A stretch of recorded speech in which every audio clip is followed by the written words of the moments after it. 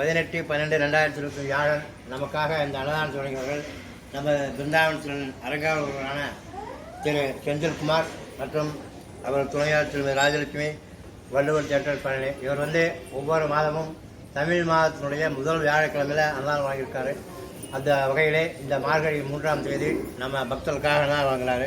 அவர்களும் அவரை சார்ந்தவர்களும் வாழ்க்கையில் எல்லாம் வளம்பெற ஸ்ரீ ஸ்ரீ ராகவேந்திர சுவாமியுடைய பரிபூர்ண அருள் கிடைக்கும் சொல்லி அவர்களுக்காக நம்ம வேண்டிக்கலாம் அப்படிங்கிறத அரங்காவலம் மற்றும் அன்னதான கமிட்டி சார்பாக கேட்டுக்கிறேன்.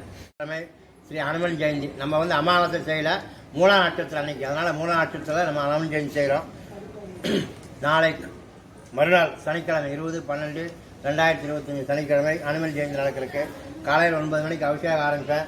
அபிஷேகம்லாம் முடிஞ்சு எப்பவுமே வருடம் ஆஞ்சநேயனுடைய விக்கிரகத்தை வச்சு தனியாக நெய் மற்றும் தேன் ரெண்டுமே தனியாக பண்ணுவேன். அப்புறம் வர்ற பக்தர்களுக்கு அதை ஷேர் பண்ணி கொடுப்பேன். அது எப்படின்னா, முதலில் வருவருக்கே முன்னுரிமை அப்படிங்கிற அடிப்படையில் யார் வர்றாங்களோ தீர்றதுக்கு முன்னால் வந்தாங்கன்னா வாங்கிக்கலாம். மறுநாள்லேருந்து கொடுப்பேன். அந்த அன்றைக்கே நீங்கள் வந்தீங்கன்னா கிடைக்காது. ஹனுமன் ஜெயந்தி சனிக்கிழமை வருது, ஞாயிறு விட்டு திங்கக்கிழமையிலேருந்து யார் வந்தால் சின்ன பாட்டில் எடுத்துவாங்க, நான் யார் யாருக்கு கொடுக்கணுமோ கொடுத்துக்குவேன். அதனால் தீர்ந்துருச்சுன்னு சொல்லி நினைக்காதீங்க. முதலில் வருவருக்கே முன்னுரிமை என்ற அடிப்படையில் மட்டுமே அந்த தேன் நெய் எல்லாம் வழங்கப்படும். உங்களால் கொடுக்க முடிஞ்சால் தேனோ நெய்யோ கொடுத்து அபிஷேகத்தில் அதை பங்கு பண்ணிக்கலாம் அப்படிங்கிறத சொல்லிக்கிறேன்.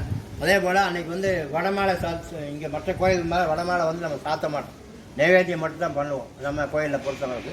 அது வடமாலை வேணுங்கிறவங்க 120 ரூபா 120 ரூபா கொட்டி நீங்கள் பேரை பதிவு பண்ணிக்கங்க. நாளை மாலை 5 மணி வரைக்கும் தான் நான் வடமாலை புக் பண்ணுவேன். ஏன்னா எவ்வளவுங்கன்னு சொல்லி அதுக்கு தகுந்த மாதிரி தான் ப்ரிப்பேர் பண்ணுவாங்க.